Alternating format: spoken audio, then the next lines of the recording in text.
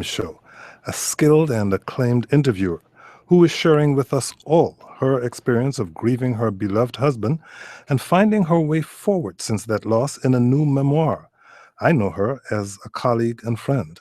Diane Rehm, welcome. Hi, Kojo. It's so good to be with you. Diane Rehm is the host of the Diane Rehm Show, which is produced here at WAMU and distributed nationally by NPR. Her latest memoir is titled On My Own. One of Diane's guests is always you. So if you want to feel like you're in the room with us right now, head to kojoshow.org and check out our live streaming video. Diane, the death of your husband, John Rehm, in 2014 was difficult for you, as that kind of loss is for anyone going through it. You write about coming to terms with your reality in this new book, but how are you doing today? Kojo, I am doing really quite well. I have been on the road a lot, as you know, appearing in various places to talk about my book and specifically to talk about my personal belief in the individual's right to die. I have been very out front about that. It's something that John wanted for himself. It's something I want for myself. So in a sense, I am continuing this commentary, this dialogue, almost with him by my side. As you have been doing this around the country, what effect has it had on you? Has it been somewhat cathartic for you? No, it's been utterly shocking at the numbers of people who turn out. There have been at virtually each presentation upwards of 1,000 people in the audience. That says to me that people are feeling the time has come for us to take our own life and our own way of dying into our own hands rather than leaving it to someone else, some legislative body. The thing I want to promote most strongly is the idea that we talk to our families, that we talk to the people who matter to us about what it is we want. John died because he had Parkinson's. He knew he was going to die. He knew he was falling further and further into untenable degradation. And so he finally, when there was no other way out, he stopped eating, he stopped drinking water, he stopped taking medicine, and it took him 10 full days to die. 10 very difficult days for him and for you. Indeed. If you have questions or comments for Diane Rehm, give us a call at 800-433-8850. Have you coped with and found a way to manage grief after the loss of a loved one? Tell us what worked for you. 800-433-8850. You can send email to kojo@wamu.org or shoot us a tweet at Kojo Show. We have John in part to thank for your work at WAMU. How important was his support in his cheerleading to your early professional success? Oh my gosh, I felt like such a failure to begin with. I mean, I would come home weeping and thinking, oh, I did the wrong thing. I asked the wrong question. John was always there to support me. He really was an extraordinary cheerleader. That's how I got to know him, because he was here a lot in support of Diane. He really was. Over the course of your career to this point, you've seen a lot of change, and frankly, too much has remained the same for women in the workplace. What is it that delights you about what you've seen, and what barriers remain that frustrate you? Well, as far as barriers that I personally encountered, I must say, when I came in, NPR was this tiny little organization. WAMU could barely be heard as you went off the curve at American University. WAMU has grown into a powerhouse. in the public radio system. But you know, Kojo, there were always women here. There was a woman who headed WAMU, Susan Harmon, when I first came in. There was always Susan Stamberg, the mother of public radio. And your friend? And Cokie Roberts and Linda Wertheimer and Nina Totenberg all came in very, very soon after public radio became an entity.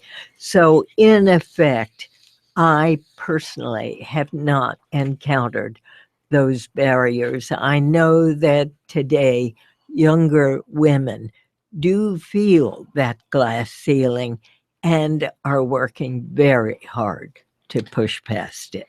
I've always thought of you as a strong woman, a singular force in your own right, sometimes a force of nature, and you have a reputation for being fair but tough when you need to be on air. But I was one of those people who read your first memoir, Finding My Voice, and I know that you weren't really encouraged to speak out a lot when you were growing up.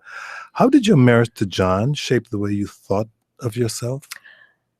I think because John was such an open and warm and inviting man of all interests, I could ask him any question about history, about science, about literature, about music.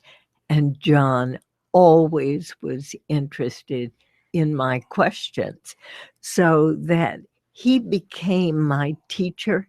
He became my supporter. He became someone who, for the first time, someone believed in what I could do and supported me all the way. Talk about how that may have changed somewhat during the course of your relationship as he became more withdrawn. Well, he did become more withdrawn, and I think in part because the 13 years he served in government were the happiest years of his professional career during the Kennedy and Johnson administrations. Then he went into private practice. And frankly, Kojo, I don't think John really liked making money for corporations. His was a life of the mind. Exactly. It was a life of the mind. And more he withdrew unto himself.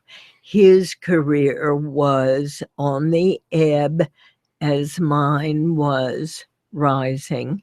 And he was just several years away from retirement when this program, my program, went to national broadcast. So it was sort of an upsy downsy route. For John Rehm, and how has all of that changed since his passing, now that you are on your own? Kojo, I think that like Eleanor Clift, about whom I wrote my book, like Susan Stamberg, about whom I wrote my book, I think I have worked as hard and as fast to run from grief, from allowing it to overtake me. I think I've been very fortunate to have my work to come here to this station, to see you, to see my other colleagues, my wonderful producers, and that has helped me so much deal with my grief. But I want you to know, I talk to John every single day, and he talks back to me. Why am I not at all surprised by that? You talked about what John had to go through in order to die. You were enraged by the way he had to do this, refusing food, water, medicine, and you have decided not to sit idly by, as you mentioned here. Then the Washington Post has called you a key force in the right to die debate, but you don't see yourself at this point necessarily as an activist, but going forward in the future, do you? I do indeed. As of now, Kojo, I advocate for myself. I advocate for others who believe they want the right to die.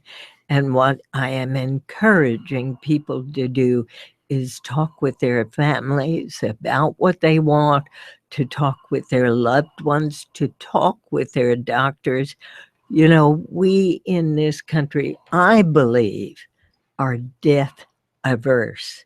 We do not like to talk about the subject of death, and as is birth.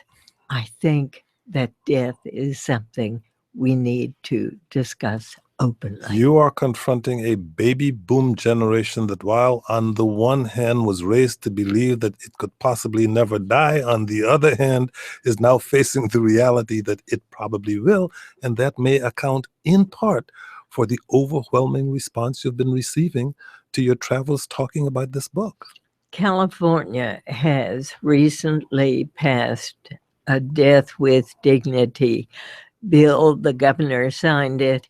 And, you know, Governor Brown wrote in the last paragraph of his signing statement something so beautiful. He said, I do not know what I would choose for myself when the time comes. What I do know is that I would not like to have someone else make that choice for me.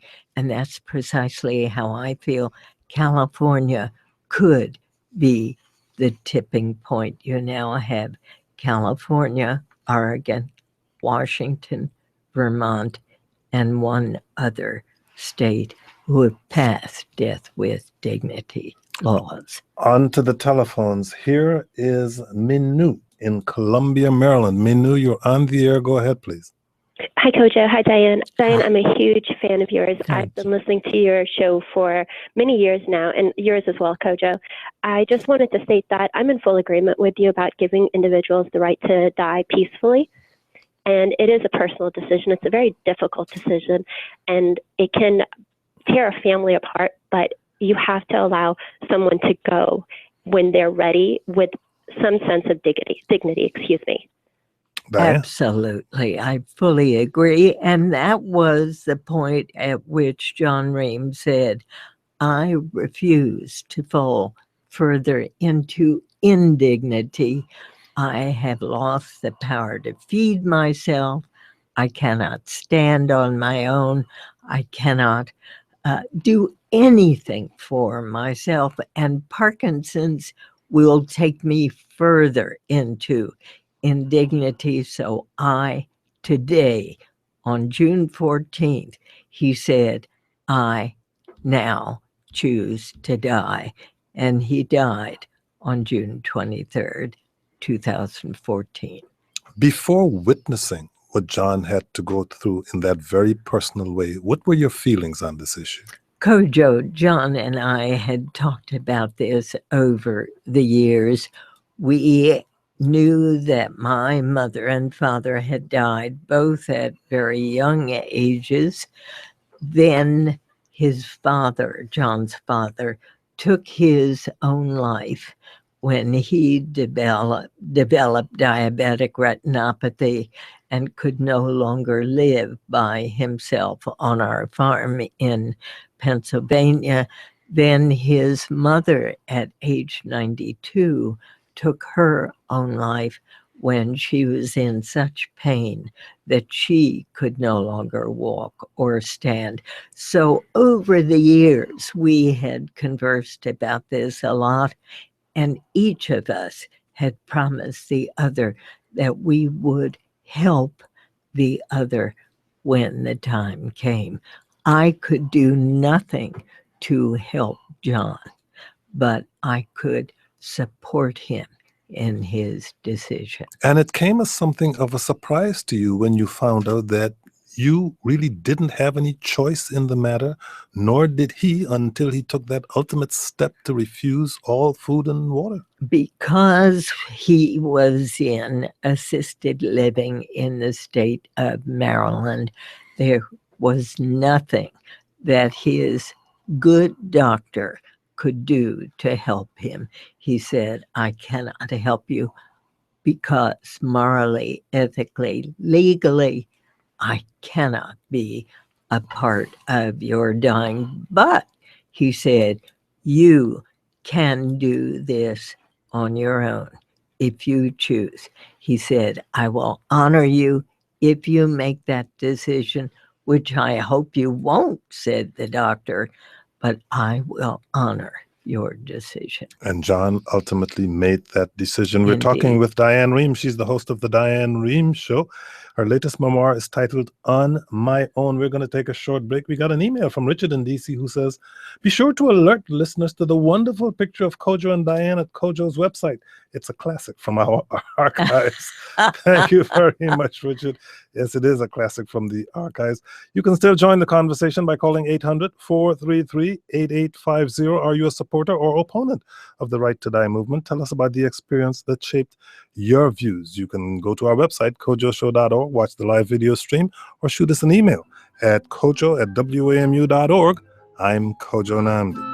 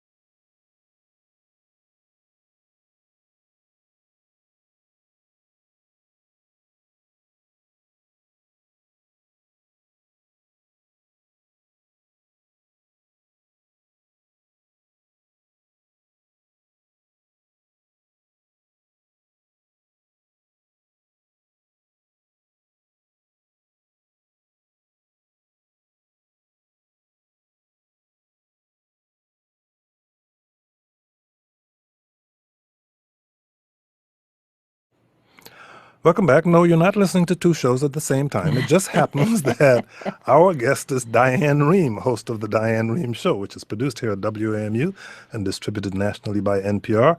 We're discussing her latest memoir. It's titled On My Own.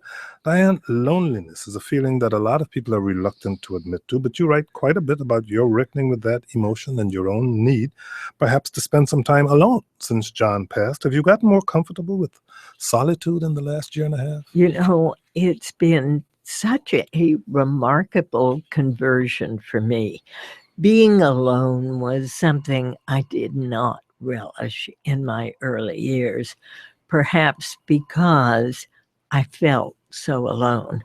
I felt as though I had no advocates as a young child. I felt as though I really wanted to be with friends or other people, surrounded by people.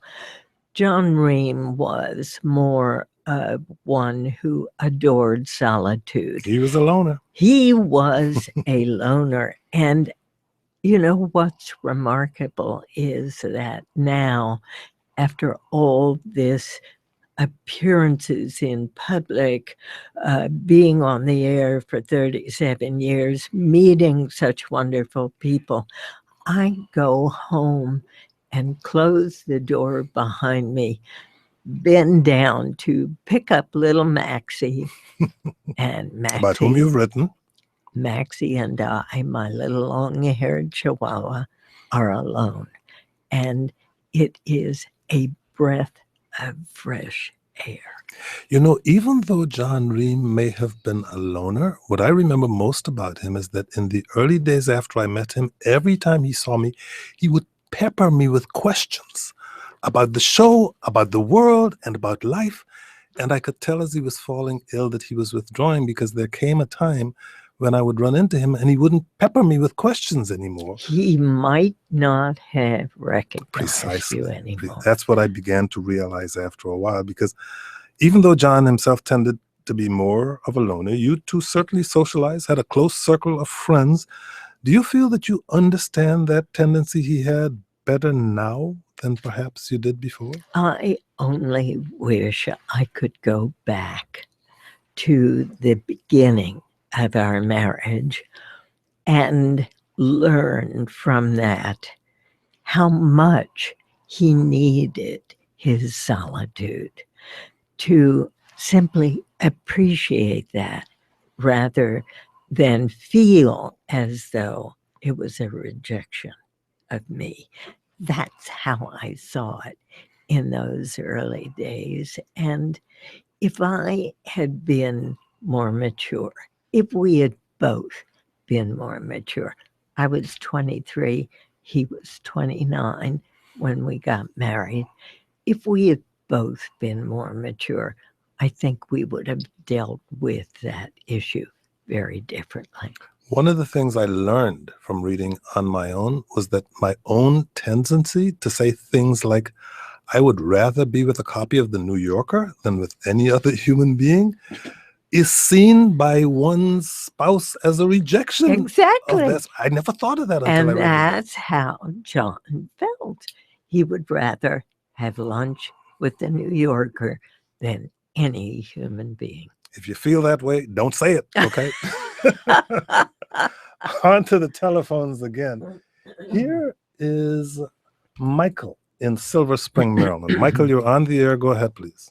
Hey, Kojo and Diane, thanks so much. I appreciate listening to you, and your story really touched home today. You know, just listening to you guys speak about that. My father recently passed away. Oh, I'm sorry. End of January, and yeah, it was definitely tough. And you know, my parents live in Michigan today, and you know, as a family, went to Michigan to be there. My father put together a notebook many years ago, and it was a binder, and he published it. And in this binder was the items that you're talking about, starting the conversation.